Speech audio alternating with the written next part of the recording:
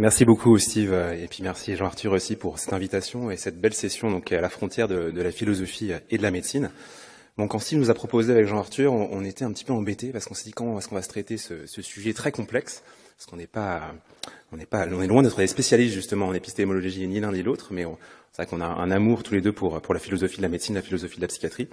Et donc on a essayé de traiter ça avec un angle assez personnel, chacun, vous allez voir, avec bien sûr des raccourcis, bien sûr des choses qui correspondent pas forcément à l'étendue de l'histoire de cette relation entre la psychiatrie et la neurologie, mais en tout cas qui prend quelques partis pris. Alors finalement, alors que la plupart des organes bénéficient d'une spécialité médicale dédiée, le cerveau il a été historiquement scindé en deux disciplines, séparées par des divergences à la fois idéologiques et méthodologiques. Cet antagonisme un peu délictueux, finalement, il a évolué au fil de l'histoire des deux disciplines et il a épousé les transformations théoriques, cliniques qui se sont succédées au fur et à mesure des siècles. Au cours du XXe siècle, ces transformations, elles ont même conforté l'opposition un peu arbitraire entre une psychiatrie qui était déguisée en médecine de la pensée et puis une neurologie qui serait plutôt médecine du cerveau. La première, dont l'objet serait la phénoménologie des états mentaux, l'effet que cela fait de ressentir des choses, par exemple d'avoir une perception, d'avoir une émotion, d'avoir des croyances, et puis une causalité psychologique, l'idée que nos pensées ont une causalité sur le monde, et puis une deuxième qui est plutôt basée justement sur une sémiologie cognitive et motrice, la sémiologie cognitive ou motrice, et une causalité vraiment organique. Ça a pu amener parfois à l'évolution un peu arbitraire entre une psychiatrie sans cerveau et une neurologie sans esprit, et on va voir un petit peu comment éviter cet écueil avec peut-être les neurosciences. Alors finalement, ça c'est un peu les germes de la guerre dont parlait Steve juste avant, les germes de cette guerre de Troie, qui, on le pense en tout cas, n'aura pas lieu, n'a pas vraiment eu lieu, et ne se produira pas. Alors cet antagonisme il est basé sur des divergences à la fois méthodologiques. Il a de nombreuses sources, mais l'une des premières, c'est vraiment les divergences méthodologiques, avec notamment l'avènement de la méthode anatomoclinique et l'avènement de la neuropathologie, qui ont conduit à l'évolution de la neurologie en tant que discipline vraiment organique, fondée sur la corrélation, l'observation entre un symptôme et une lésion, et puis le concept de localisation fonctionnelle, l'idée que les symptômes étaient reliés vraiment à une localisation précise dans le système nerveux et en particulier dans le cerveau. C'est basé aussi sur la corrélation post-mortem, ça c'est quelque chose que vous avez déjà vu plusieurs fois avec les dissections post-mortem, entre les symptômes neurologiques et les changements neuropathologiques, qui permettaient justement de relier un symptôme à un changement structurel du cerveau et d'instancier de véritables pathologies de la matière, ce que les psychiatres n'étaient pas encore capables de faire. Il y a plein de prémices de ces travaux dans l'école de Londres, l'University College London, à la Pitié-Salpêtrière, enfin à l'époque de la Salpêtrière, à l'Université de Pennsylvanie.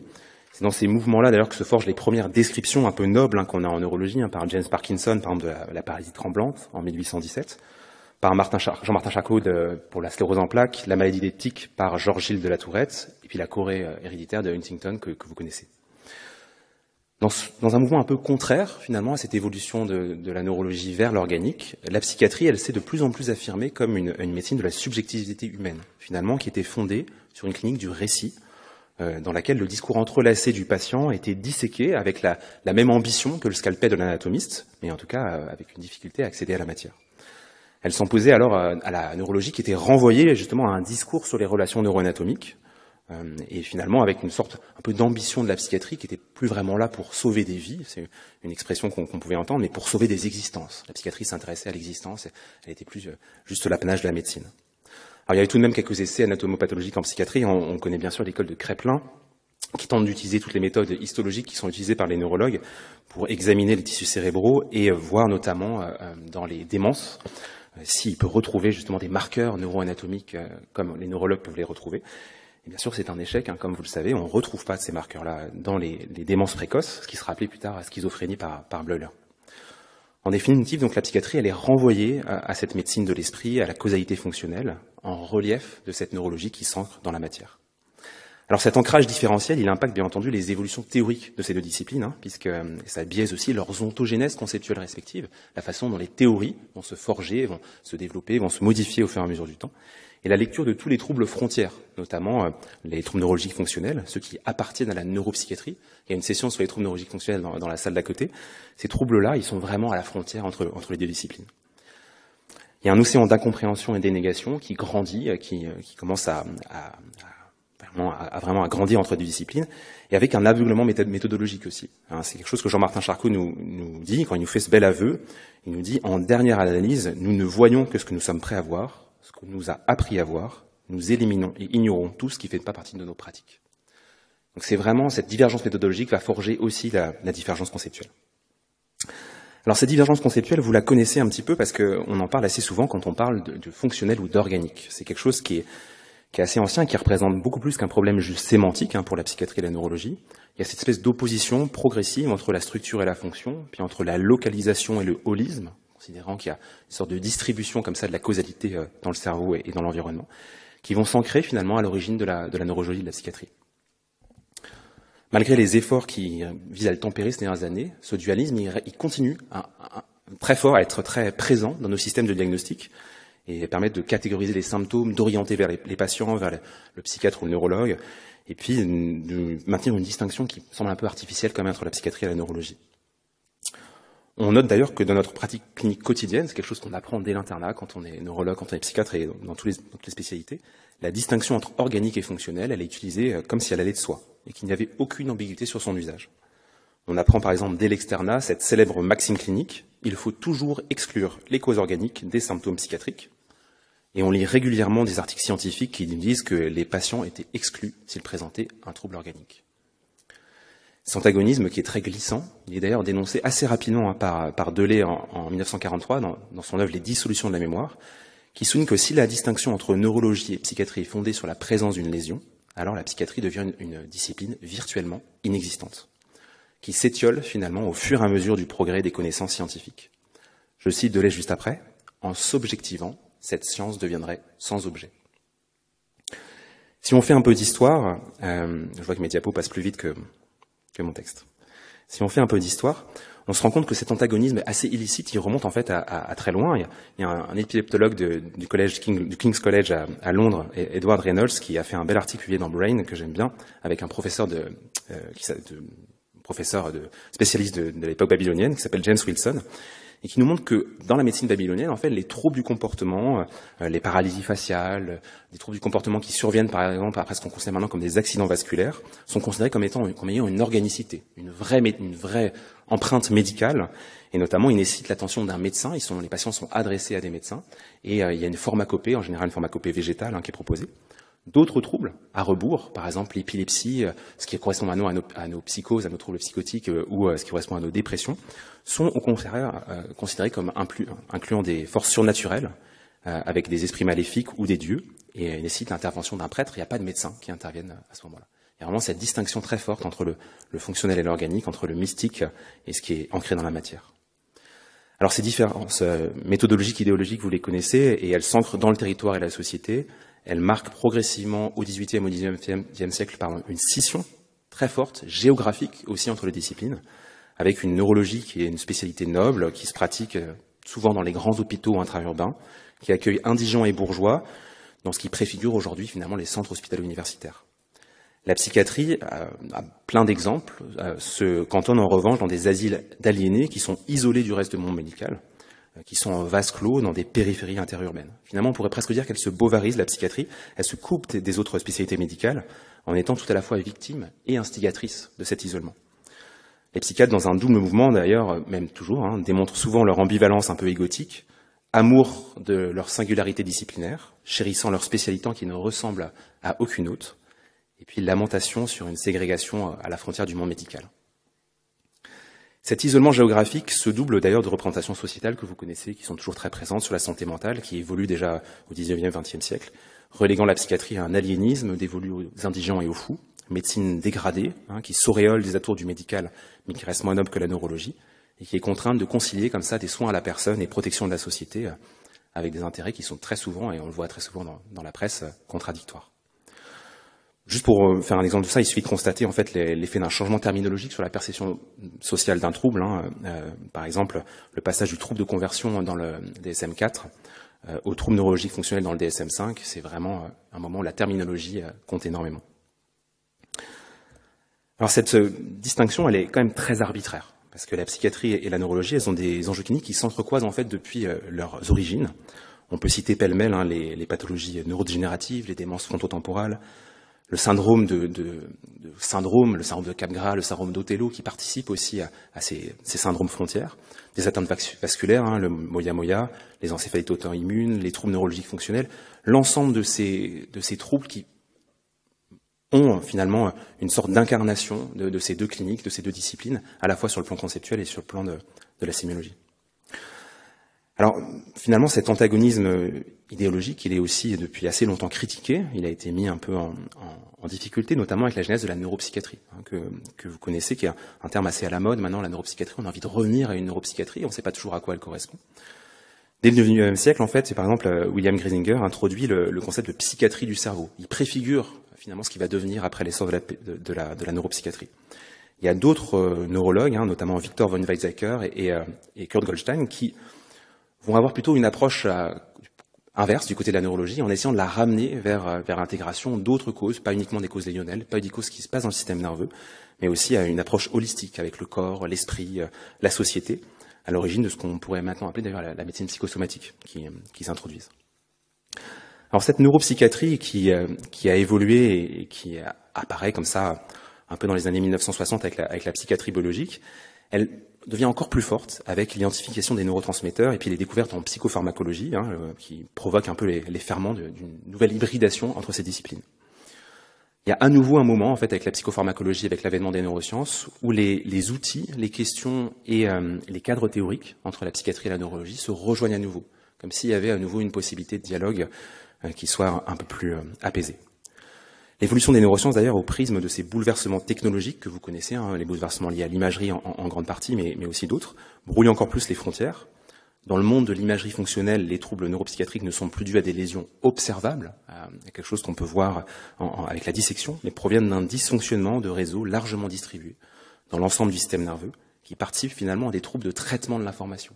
On arrive là à l'idée d'une mécanistique, soit psychologique, soit cognitive, qui va être de l'ordre du traitement de l'information, qui va être reliée à la matière, mais qui ne sera pas juste déterminée par la matière. Ces causes multifactorielles, elles impliquent aussi une bidirectionnalité causale qui commence à apparaître avec cette psychiatrie de nouvel âge, avec finalement l'idée que les facteurs environnementaux modifient le substrat neuronal et puis que le substrat neuronal participe en retour aussi à nos comportements psychosociaux.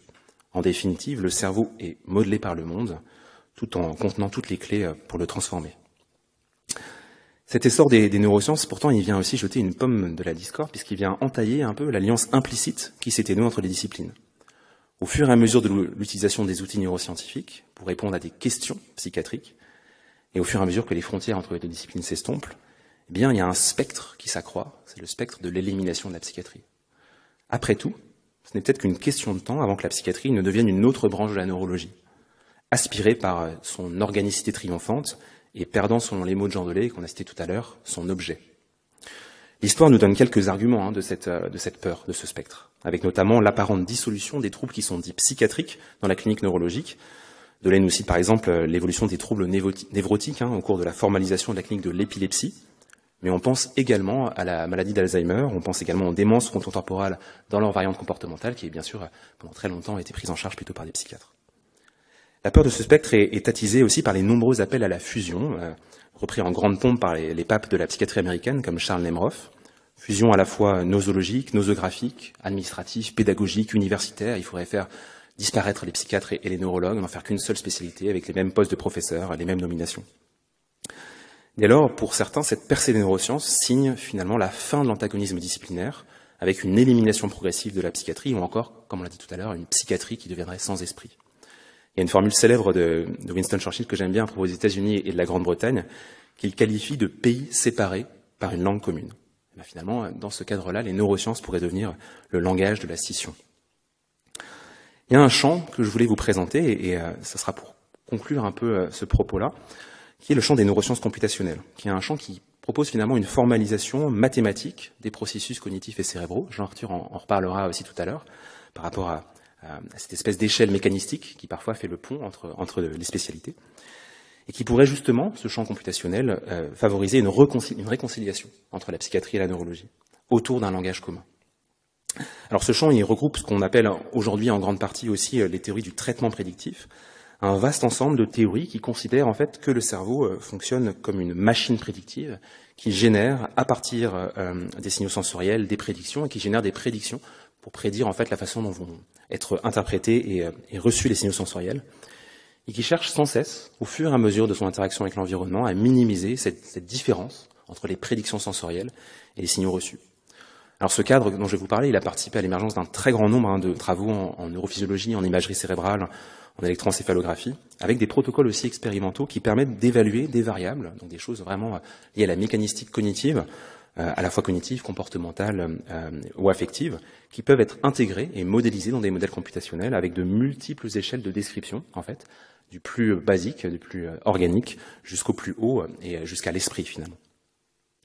Alors ces travaux, on en retrouve les prémices dans des travaux plus philosophiques, anciens, et puis aussi donc chez Kant notamment, et aussi chez Hermann von Helmholtz au XIXe siècle. Les approches inactivistes, dont malheureusement on n'a pas le temps de parler, Jean-Arthur est un spécialiste de l'inaction, mais je pense qu'il va en parler après, qui fleurissent aussi à la fin du XXe siècle, sont tout à fait dans cette veine-là.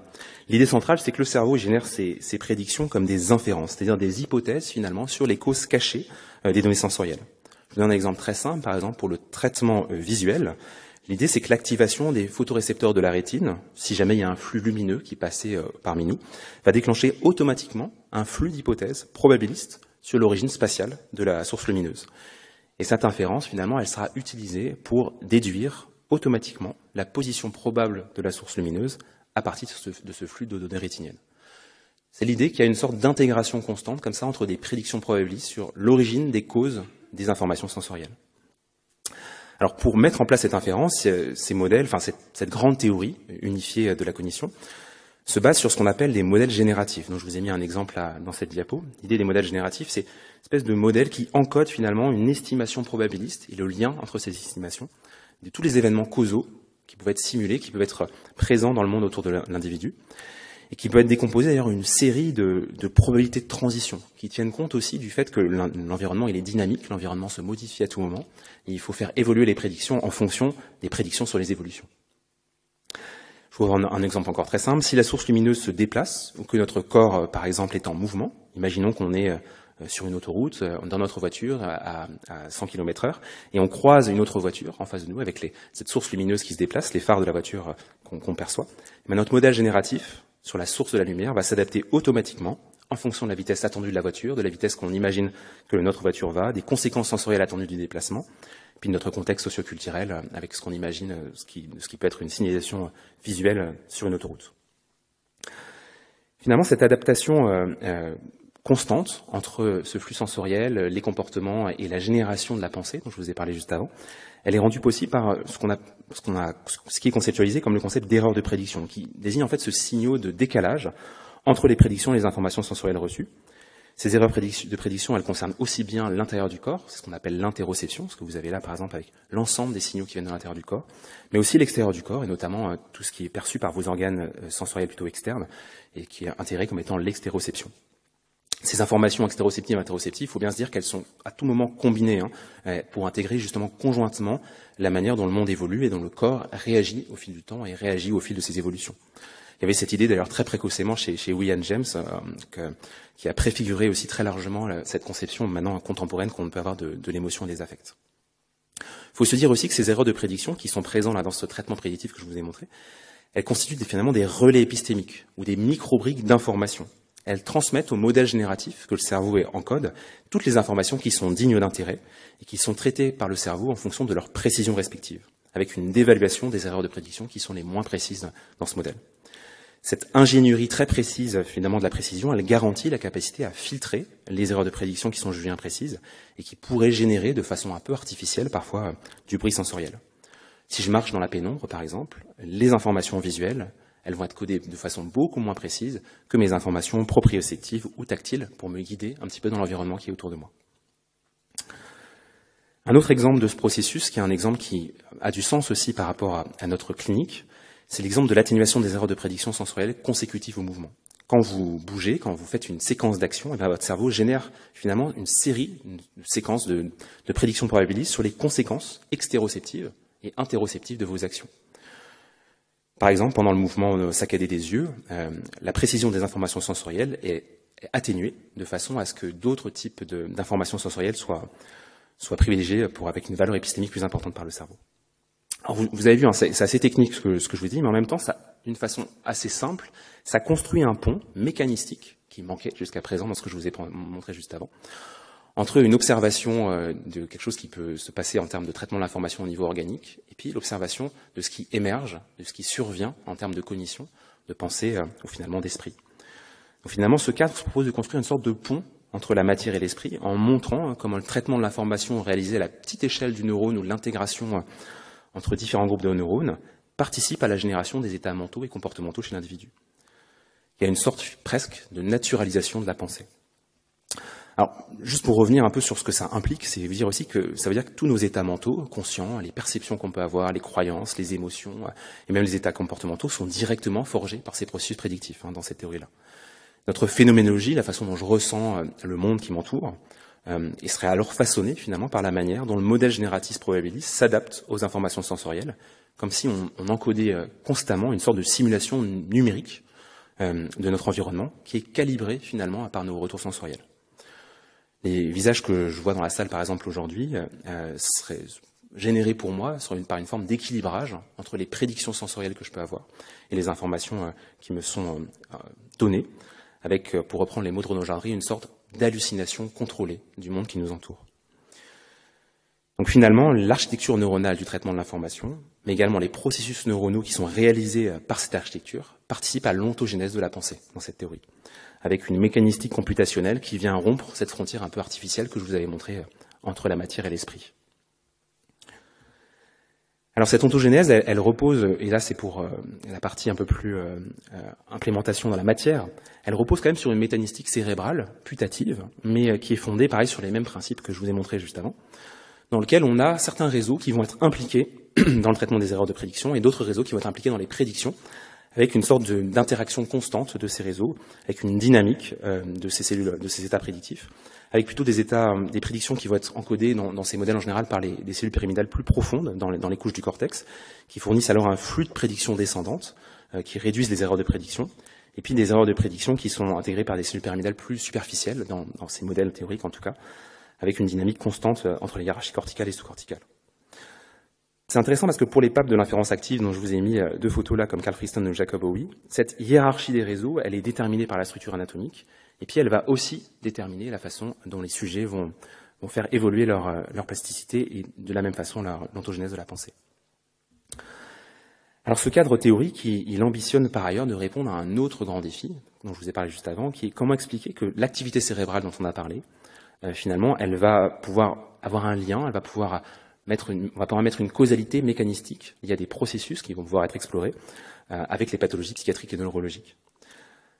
Je vous cite encore Carl Friston, pour qui finalement les troubles neuropsychiatriques, il inclut énormément de choses dans ce terme, sont finalement des synaptopathies, des pathologies de l'intégration, de la façon dont les synapses fonctionnent, de l'intégration dont la fonction synaptique est dévolue au traitement prédictif de l'information et dévolue à ce traitement de l'information mécanistique que je vous ai montré.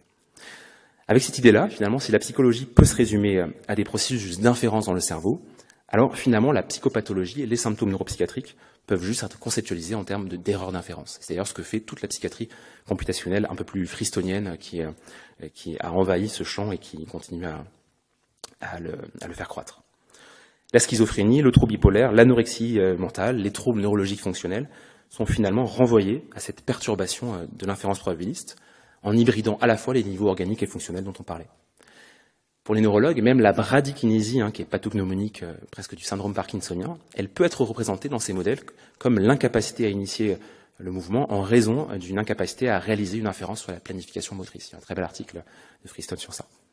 D'une certaine manière, avec ces modèles-là, la distinction arbitraire qu'on a vue entre l'organique et le fonctionnel est éliminée par cette approche très intégrée de la cognition. Alors pour finir, et pour laisser la place à Jean-Arthur qui va reprendre un peu tous ces points-là avec une dimension ici historique. Toutes ces théories du traitement prédictif, qui sont multiples, là je vous ai présenté qu'une toute petite partie de ce que pouvait être le traitement prédictif, elles offrent un cadre que je considère quand même comme conceptuel et unificateur pour la psychiatrie et la neurologie. Elles permettent de naturaliser des processus qui sont à l'origine des représentations mentales, donc donner finalement une organicité, un naturalisme à l'esprit. Et puis elle permet d'abattre aussi cette distinction entre une médecine de la pensée, dont l'objet serait la phénoménologie des états mentaux, et cette neurologie médecine du cerveau, construite autour de la sémiologie cognitivo-motrice. En disséquant ces mécanismes computationnels qui sont impliqués dans les inférences réalisées par le cerveau, c'est un objectif de recherche majeur, on pourrait aussi comprendre comment se met en place, comment intervient finalement la causalité psychologique et la causalité organique en les réunissant sous une même bannière, avec finalement l'idée d'une unification par les neurosciences. Donc finalement, ce nouveau champ théorique, contrairement à une tentation d'élimination de la psychiatrie au profit de la neurologie, eh bien, offre des fondements conceptuels solides pour l'évolution de ces deux disciplines. Sous si bons auspices, on peut imaginer qu'on va évoluer vraiment vers une psychiatrie avec cerveau et une neurologie avec esprit, et on va gager que la guerre de Troie n'aura pas lieu. Merci beaucoup pour votre attention. Merci. Je suis très heureux d'être ici pour parler de symptômes des neurosciences cliniques. Alors moi, je suis psychiatre et professeur en physiologie, donc j'incarne en moi-même cette dualité complexe. En tout cas, le mot que je retiens, que tu as utilisé en introduction, c'était le mot amour de cerveau, amour de la clinique. Et en fait, moi, mon mot que j'avais noté sur mes notes, c'était le trop d'amour. C'est Didier Huberman qui nous dit, en fait, chez Charcot, on peut trouver un engouement, presque un étranglement, du fait d'un trop d'amour. Et je vais avoir beaucoup de slides parce que j'ai eu un réel engouement à faire ces slides, et c'est vraiment un plaisir d'être invité pour préparer des choses nous permettant de ressentir un engouement. Aucune des slides que je vous présente là n'est un copier-coller de slides antérieurs. Donc en fait, tout est nouveau. Je dis ça parce que je suis pas épistémologue, j'ai pas le niveau d'expertise de Steve de Mazeux, mais je vais vous présenter en tant que clinicien un parcours, un cheminement que j'ai pu faire grâce à cette invitation. Alors, mes liens d'intérêt. Alors, bien sûr, quand on parle de neurologie et psychiatrie, on pourrait se référer au rapport classique de 1943 de Henriet, édité aux éditions Hermann. Donc, Henriet, qui était un psychiatre fameux, qui s'est formé à Sainte-Anne, et qui animait les journées de Bonneval, où il y avait Lacan, Minkowski, etc., qui allaient. Et en 1943, il fait une journée sur neurologie et psychiatrie. Et dedans est mis la distinction appelée jacksonienne, en référence à Jackson, ou Hayen, en référence à lui-même, entre les dissolutions locales, partielles, pour la neurologie, et les dissolutions uniformes, globales, qui seraient plus liées à la psychiatrie. Et c'est cette dichotomie qui distinguerait la neurologie et la psychiatrie selon Henriet. Il reprend ça en 1948 dans sa somme, les études psychiatriques, où dans la section neurologie et psychiatrie, il met en note de bas de page qui fait référence à la journée de 1943 éditée en 1947, et il dit, en fait, la psychiatrie se caractérise par l'étude des dissolutions globales et apicales, des fonctions d'intégration globale, un peu la synaptopathie peut-être de Friston, plutôt que la neurologie, c'est les dissolutions locales, donc localisables, et avec un rapport symptôme-localisation plus important. Alors j'aurais pu insister sur ça, essayer de détailler qu'est-ce que veut dire cette distinction, mais en fait, je vais partir sur autre chose. D'une part, dans ce rapport, Henriet explicite très bien cette distinction entre localisme et chose plus intégrative qu'il appelle processus énergétique nécessaire au déploiement des fonctions psychiques. On n'utiliserait plus trop ce vocabulaire, mais en free energy principle, l'énergie est presque là. Processus énergétique, on a le free energy principle de Friston quasiment ici. Et il nous dit, attention, la différence entre la neurologie et la psychiatrie ne doit pas s'entendre comme si l'on affirmait que la neurologie est l'étude des maladies cérébrales et la psychiatrie l'étude des maladies mentales pures, notion qui pour moi n'a aucun sens. Bon, mais c'est une petite phrase en haut, là, que j'ai pas surlignée, que je vous mets en gras, qui m'intéresse. Je ne peux pas dire neurologie et psychiatrie, c'est la même chose. Toutes deux sont des espèces distinctes d'un genre. Alors ça, c'est intéressant parce que quand on regarde des espèces, là, par exemple des corbeaux, donc vous avez le corvus, corbeau freux, corneille, noir, grand corbeau. Ce qui caractérise une espèce, ce sont des individus qui peuvent se reproduire entre eux et engager une descendance viable et féconde dans des conditions naturelles. Ça veut dire quoi? C'est-à-dire que les psychiatres peuvent faire une descendance viable dans des conditions naturelles, et les neurologues aussi, mais quand vous faites un neurologue et un psychiatre, vous n'avez pas de descendance viable. A priori, si c'est des espèces différentes.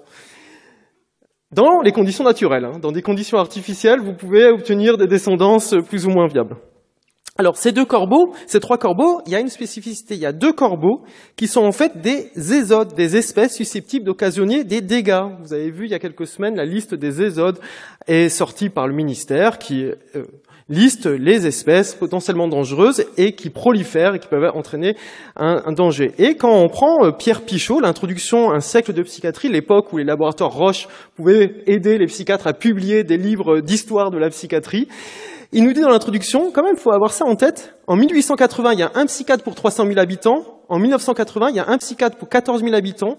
On peut penser que c'est la même augmentation pour les autres disciplines, en fait pas du tout. Les psychiatres, on grandit en nombre beaucoup plus vite que toutes les spécialités médicales, fois 40. Donc en fait, je pense qu'on est aussi considéré comme une ésode, une espèce susceptible d'occasionner des dégâts par les autres disciplines. Donc il faut faire attention, quand on dit qu'on est la même chose que la neurologie, il ne faudrait pas que ça soit fait au prix d'être considéré comme une espèce susceptible d'occasionner des dégâts, parce que les ésodes, on peut les détruire volontairement et sous l'accord du ministère. Vous voyez, on a, chaque fois qu'on tue un de ces animaux, du renard au jet des chênes, ils sont jolis les jets des chênes, pourtant, eh bien, vous le déclarez au ministère, et ce qui permet de voir qu'en France, chaque année, il y a 600 000 renards tués dans le cadre des ésodes. En ce moment, je ne sais pas ce qu'on fait à la psychiatrie, mais peut-être que c'était le côté politique de la présentation. Après, on va s'en éloigner, mais il ne faudrait pas qu'on tue la psychiatrie telle que les autres. Et pour les pauvres corbeaux freux et corbeaux noirs, vous voyez, il y a les conditions, les modalités de destruction par les particuliers des animaux d'espèces susceptibles d'occasionner des dégâts. C'est le vocabulaire du ministère de l'écologie. C'est quand même étonnant. Et bien sûr, il ne faut pas tirer dans les nids quand même. Il y a marqué, les nids, c'est mignon, il y a les petits oiseaux dedans, il ne faut pas tirer dans les nids. Mais par contre, tout le reste, tu peux les buter. Bon, passons et revenons au cerveau en partage, bien sûr. La neurologie et la psychiatrie, cette réédition d'Henriet. Neurologie et psychiatrie, mais il y a, vous voyez, même c'est pixelisé. C'est marqué en collaboration avec Juliane de Ajurega et Henri Écaron. Quand on prend l'édition initiale, ah ben là, c'est pas Henriet tout seul en collaboration, c'est 3 auteurs. 3 auteurs. 2 ont été mis de côté. Ajurega et Écaron. Ajurega qui est considéré par Google, j'ai pas demandé à ChatGPT, comme un psychanalyste. On voit Ajurega, psychanalyste. Alors que dans le rapport, et dans l'introduction du rapport, il est considéré comme le neurologue. Alors là, vous voyez déjà que quand les neurologues et les psychiatres essayent de faire un débat sur la neurologie et la psychiatrie, ils font appel à Julian Ajurega, qui a été le fondateur de la psychomotricité et qui est considéré actuellement plutôt comme quelqu'un de psychanalyste. Voilà, ça devient complexe comme vrai. Et pourtant, en 48, pendant que Henriet publiait ses études, sa somme sur les études de psychiatrie, et Cahan publie en 1948 le cortex cérébral, études neuropsychopathologiques. Donc c'est vraiment intéressant parce que Écaron, c'était un élève de Hay en plus. Donc en fait, ils font une opposition entre eux, mais l'opposition, elle n'est pas entre des neurologues et des psychiatres. Elle est au sein même de la psychiatrie dans ce rapport de 43. Et s'il y a une dichotomie posée par Hay entre, d'un côté, le localisme anatomiste, vous savez, anatomie, ça vient de analyse, la dissection, les parties solides, on vient séparer les zones, et dans l'idée qu'un symptôme égale une lésion, j'ai copié-collé dans le texte. Mais en fait, le rapport, il fait une opposition plutôt dans une pensée physiologique de la synthèse, de l'expérimentation du milieu intérieur entre 2 courants, celui d'Ajurega et celui d'Henriet. Et là, il est très difficile de faire la distinction des 2 choses parce qu'ils s'opposent en créant une espèce de guerre qu'on a du mal à réintroduire, mais globalement. Mais peut-être que je fais une erreur historique. J'ai l'impression qu'Henriet était plus top-down et Ajurega plutôt bottom-up. Mais ça serait à discuter. En tout cas, Ajurega était psychophysiologiste, il allait voir dans les boucles sensorimoteurs comment le cognitif pourrait se créer, et Henriet semble beaucoup plus sur les fonctions cognitives de haut niveau, et de poser la question, comment se fait-il que cette manière de surenchère dynamiste, vitaliste et totaliste aboutisse à une sorte de conflit entre nous? Bah ouais, en fait, quand les psychiatres se mettent entre eux, ils finissent par s'engueuler sur des trucs que les neurologues comprennent même plus, quoi. Donc, mais c'est très étonnant, 1943, on est en pleine Seconde Guerre mondiale, et ils s'engueulent sur qui est le plus totaliste. Tu vois, ils disent non, mais en fait, c'est de les voir défendre une thèse totaliste dans un domaine où il est insoutenable, et reprochent à Ajurega et à Écaron de pas être suffisamment totaliste. Ils disent qu'ils sont totalistes, en fait, non, la totalité peut pas se baser sur la somme des parties, etc. On va pas aller plus loin. Par exemple, le style est assez surprenant. Henriet dit que le psychisme n'est pas une simple face du physique. Il dit Wundt, le fondateur de la psychophysiologie, à la mémoire de qui les rapporteurs ont dû brûler quelques grains d'encens. Voilà le style de l'époque, mais je pense qu'ils étaient potes en fait. Ajureguera, alors c'est important, vous voyez ces figures-là qui sont métamorphosiques, protéiques, et Jacques Corraz, dans La naissance de la psychomotricité, nous dit Ajureguera, il était malin, quand il était avec les neurologues, il leur parle de psychanalyse, quand il est avec les psychanalystes, il leur parle de neurologie, c'est presque un peu Steve Demazeux, quand il parle de congrès en congrès. Et quand il est avec des représentants de deux spécialités, il parle des Thérèse d'Avila et des mystiques espagnols. Donc je vais vous maintenant raconter mon expérience mystique que j'ai eue en préparant cette présentation. Tout ce que je vais vous présenter maintenant n'était pas prévu. Je préparais cette présentation, je ne savais pas ce que j'allais dire, et là tout d'un coup sur ma table, je vois ça. Je me dis, c'est bizarre, c'est les mêmes visages. Entre Dostoïevski, Les carnets du sous-sol, et le livre de neurologie et psychiatrie. C'est pas un montage, hein, c'était ça sur mon bureau. Et je me dis, mince, c'est quoi? Je vais voir. Ah mince, oui, c'est Théodore Géricault, et en fait, c'était Jean Georget, un élève d'Esquirol, qui en fait avait demandé à Théodore Géricault, qui allait pas très bien, mais de peindre des personnes qui avaient des troubles mentaux. Donc voilà, il y avait toute une mode de la monomanie. Et donc, on voit tous ces monomanes dessinés dans une veine qui est suivie de la physiognomonie. Donc, la physiognomonie, c'est l'idée que, en fait, il y a des caractéristiques visuelles des penchants psychologiques des personnes. Ça vient d'Aristote, l'idée que, en fait, on peut déduire les caractères d'après des détails extérieurs qu'on pourrait analyser. Alors, Géricault, il est connu pour le radeau de la Méduse, également pour le derby d'Absum. Là, ces chevaux, où on voit le galop en cours, mais c'est très connu aussi cette peinture parce qu'en fait, tout le monde voit quelque chose de normal, là, mais les physiologistes ont montré que c'était pas normal. Les chevaux au galop n'ont pas, dans cette position, les quatre fers qui touchent pas le sol, en l'air. Et Étienne Jules Marais, physiologiste, qui a utilisé la photographie et l'anglais Muybridge, montre que vous voyez, quand les quatre fers sont en l'air, il y en a un, en fait, qui n'est pas en l'air. Donc jamais les quatre fers étendus sont étendu sans être par terre. Quand vous avez les quatre fers en l'air, c'est quand les pieds sont regroupés au-dessous du corps. Vous voyez ? Et donc cette image n'est pas possible. Ce qui montre la tension, et qu'on va revoir là, entre la peinture expressive du galop, on le sent le galop en nous, on voit là qu'il y a le jeu en cours, et la photographie qui nous redonne une objectivité physiologique, comportementale du comportement du galop du cheval. Alors cette physiognomonie, elle est importante, elle a un courant important. Alors, Steve, dans ton livre, tu dis que la phrénologie a beaucoup inspiré la psychiatrie et la sémiologie du XVIIIe siècle, mais en fait, la physiognomonie, je pense aussi.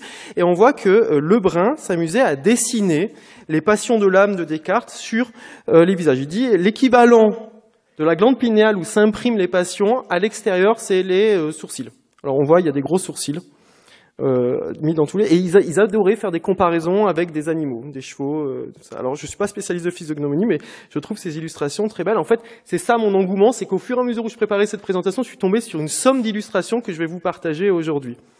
Alors, le physiognomoniste fameux, c'est Lavater, qui a écrit « Essai sur la physiognomonie destiné à faire connaître l'homme et à le faire aimer ». Alors, chaque fois que quelqu'un te dit qu'il va faire aimer l'homme, il faut se méfier un peu, parce que, en fait, Lavater, Goethe disait qu'il faisait froid dans le dos, parce qu'en fait, à aller chercher les caractéristiques des passions de l'homme, on finit par aller chercher les caractéristiques de ses déviances. Et Gall et Lombrasco a fortement été inspiré par Lavater pour essayer de repérer à travers l'extérieur les choses déviantes de l'humain. Et on voit quand même que les illustrations vont faire aimer l'homme avec des comparaisons animalières comme ça, même s'il faut aimer tous les vivants, tous les non-vivants, et que voilà, mais il y avait quand même quelque chose dedans. Mais alors, cette physiognomie, elle est importante quand tu prends Pinel. Moi, je pensais que c'était un rapport entièrement rédaxé. En fait, il y a 2 planches dedans. Le Pinel, à la fin, on peut... Tous ces documents, c'est super avec la numérisation que vous avez sur Internet. Et donc, il dit, pour rendre ces vérités plus saillantes, j'ai cru devoir faire dessiner quelques têtes qui, par leur opposition, leur rapprochement, établissent ces limites et semblent fonder une sorte de correspondance entre certains vices de structure du crâne, alors là les vis sont dans le crâne, pas dans le... et l'état des fonctions de l'entendement. J'ai fait d'abord tracer la forme de la tête d'une folle morte à l'âge de 49 ans, etc. Donc la folle, elle est là.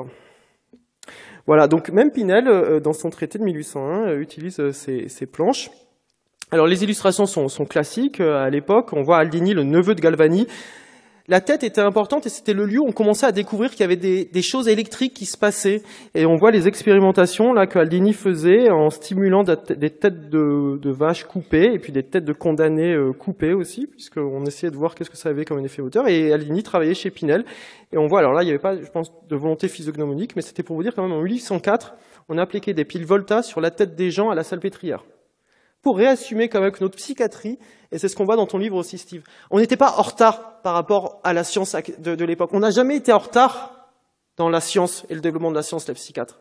On a été toujours à utiliser les outils qui étaient à notre disposition pour essayer de faire avec. Alors, les illustrations, pour autant, étaient largement utilisées, et dans cette veine physiognomoniste, Esquirol va essayer de développer ça. Il fait sa thèse de médecine sur les patients considérés comme cause, symptômes et moyens curatifs de l'aliénation mentale. Et avec François Gabriel, on voit ces visages de personnes avec des troubles mentaux qui étaient dessinés. On voit là Hugo, frère du poète, idiot. C'est le frère de Victor Hugo qui a été pris en charge par Esquirol et dessiné par François Gabriel. Et puis dans ces 27 planches réalisées par Ambroise Tardieu, qui sont plus fameuses, on voit l'illustration de la folie dans une physiognomonie plus ou moins fantasmée, mais en tout cas expressive, qui permettait d'aborder l'observation à travers le trait de l'artiste. Et quand même, les 3 dernières planches, elles sont étonnantes. Il y a ça, je ne sais pas trop ce que ça représente. Il y a la table statistique, quand même, avec Esquirol, naissance du DSM, enfin, en tout cas, des statistiques en France, hein, et le plan de l'asile. Et c'est rigolo parce que, du coup, on passe des illustrations très physiognomiques aux 3 dernières slides, qui sont celles de la table statistique et du plan de l'asile. Alors, en Angleterre, la photographie arrive et elle est très vite utilisée dans les asiles, et c'est Diamond qui l'utilise en 1853, dans l'idée de photographier de manière plus objective la folie par rapport au trait de l'artiste, et il dit application de la photographie à la physiognomonie. On voit encore la physiognomonie apparaître. Et pour la publication de ces photos, en fait, il y avait un passage au trait. En fait, on est dans une transition où la photographie pouvait pas se diffuser comme ça, se reproduire comme ça, on l'a passé au trait. Et dans le British Journal de Médecine, il publie la Physiognomy of Insanity. Alors, les illustrations sont pas dedans, elles avaient été publiées dans un autre livre, mais il déploie tout l'intérêt de ces illustrations après le passage au trait. Alors, cette physiognomonie avait été développée notamment par Duchesne sur la physiologie humaine, avec toutes ces illustrations. Je passe un peu vite parce que voilà, mais j'aime bien le titre électrophysiologie photographique. Moi, je suis physiologiste, je vois de l'électrophysiologie photographique en psychiatrie. En fait, il est donc normal qu'il y ait des professeurs de physiologie et psychiatres. Hein. Enfin, dans l'histoire de la psychiatrie, c'est complètement classique, en fait. Bon, la photographie, elle va être utilisée par les médecins, pas uniquement par la recherche des patients. Et là, elle va commencer à s'éloigner de la physiognomonie, notamment avec la revue photographique des hôpitaux de Paris. Je suis allé chercher le premier bulletin médical publié en 1869, et la première photo, je suis désolé, un psychiatre va s'amuser, mais c'est ça, c'est cet éléphantiasis de la Verge, qui est la première photo utilisée dans la revue photographique de 1869, et Charcot, à la Salpêtrière, avec Paul Regnard, se dit que la photographie peut être utilisée en psychiatrie, et ils mettent en place ce premier recueil, alors qui est édité de manière un peu sans éditeur, vraiment édité comme ça, un peu de manière artisanale. Et je vous ai mis toutes les illustrations, on trouve tout sur Internet, donc je vous les ai mis toutes. Regardez la beauté de la photographie. Quelque chose d'une aura qui ressort de ces photos. La folie s'exprime, quoi. Et la dernière photo de ce recueil, c'est un cerveau. Vous avez vu, c'est vraiment, j'ai pas inventé, c'est ce cerveau, ce cerveau auréique qui apparaît. Alors si je vous parle d'aura, c'est pas pour rien, on va revenir dessus. Alors il y a une évolution de l'iconographie photographique de la Salpêtrière, 75, ça va être mieux mis en page, mieux édité, avec des numéros de planches, des légendes, en 77-78, 80 également. Et vous voyez, l'évolution de la photographie, le cadre se renforce, l'objectivation dans la photographie se renforce. Et puis en 88, après presque 10 ans, c'est Albert Londres qui prend le suite de Paul Regnard. Et là, Albert Londres va opérationnaliser vraiment la photographie en utilisant dans les revues beaucoup plus d'outils de mesure. La photographie est un des éléments de la mesure objective parmi tant d'autres. Et également la publicité apparaît, j'ai été surpris en regardant ça, la publicité apparaît dans la nouvelle iconographie de la Salpêtrière. Alors, cette aura, on la voit disparaître, pourtant les psychiatres pouvaient s'y intéresser, c'est tout le paradoxe de la psychiatrie. Baraduc, un autre psychiatre, alors en 2008, il y avait une exposition à Paris sur les traces du sacré à Pompidou. La couverture était par cette main, à l'époque je le savais pas, et là je suis tombé dessus, et en fait Baraduc est le photographe de l'énergie, quelque chose vital autour, et on voit qu'il essaye de photographier le trop venu du lointain. C'est intéressant pour la psychiatrie, l'idée du trop venu du lointain qui pourrait être photographié. Et là, on voit force vitale attirée par la vibration animique de deux enfants recouverts par le voile fluidique. Je ne sais pas s'il faisait de l'art contemporain ou quelque chose, mais il était bien en vague. Mais en fait, on regarde Baraduc, il y a aussi effrayant. Il y a Bertillon qui objective la photographie et qui veut photographier la criminologie et qui désesthétise, tout en gardant un caractère esthétique, la photographie. Et Albert Londe, à la Salpêtrière, prenant la suite de Rignard, va opérationnaliser cette photographie dans l'idée que la plaque photographique est la vraie rétine du savant. Il faut objectiver le signe pour avoir accès à l'anatomopathologie.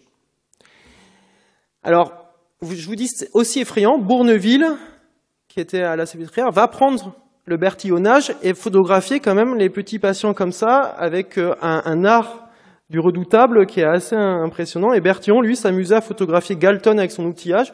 Galton qui est connu pour l'eugénisme. Et vous voyez, il s'amusait bien, quoi. Il s'auto-photographiait comme si c'était des criminels. Qui étaient les vrais criminels? Ceux qui photographiaient ou eux, on ne sait pas. Et on va rester sur ça. Pendant ce temps-là, Régnard, lui, s'intéresse à la photographie. Il ne fait plus la nouvelle revue, l'iconographie de la Salpêtrière, mais il s'intéresse à la sorcellerie et utilise la photographie de manière beaucoup plus, on va presque dire sociologique, où il s'intéresse aux faits de sorcellerie en 1887 et utilisait plutôt la photographie de manière documentaire, on va dire.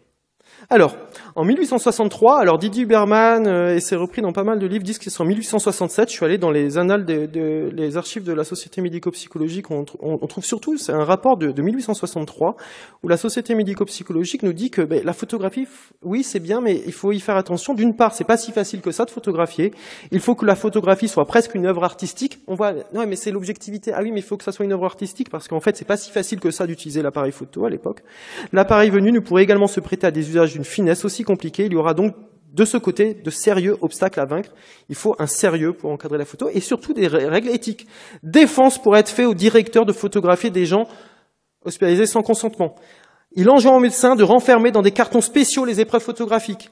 Les clichés doivent être détruits. Tout l'enjeu de la protection des données autour de la photographie est déjà édité dans la Société médico-psychologique de 1863. En résumé, les tensions qu'il y a autour de la photographie permettent de nous dire des tensions qui sont peut-être plus généraux par rapport à la psychiatrie.